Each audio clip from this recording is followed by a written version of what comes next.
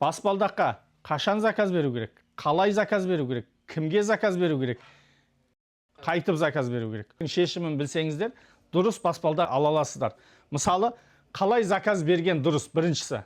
Қазір ремонтым жақындайды, сол кезде баспалдаққа заказ берем деп ойлайды. Ол өте қате ұғым. Себебі бұл баспалдақты жасау үшін целый команда жұмыс істейді. Оның заготовкасынан бастап көп этаптар бар. Асығыс дүние ол жақсы болмайды. Сондықтан асықпай жасау керек. Бастап жатқан кезде, салып жатқан кезде сразу заказ беріп тастау керек. Ол 2 ай болсын, 3 ай болсын, алдын ала заказ беріп қойсаңыздар, міне цехта үстіп дайындап, бәрін жасап ыңғайлап қояды.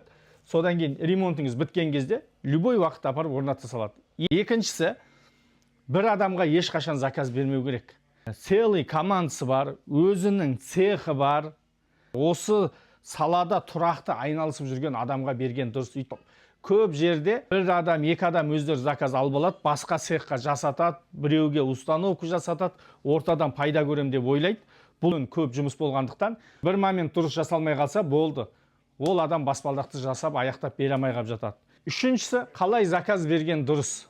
Біріншіден, баспалдақтың мынау қандай лакпен лакталады, қандай краскамен краскаленеді, және де мынау углдары қалай жасалынады, соның барлығын досконально біліп ап, түсініп ап, ағаштың ламельне, шпонне, осы туралы ақпараттарды толық біліп ап, өзіңіз түсінген кезде, сол кезде ғана барып заказ берсеңіз болады.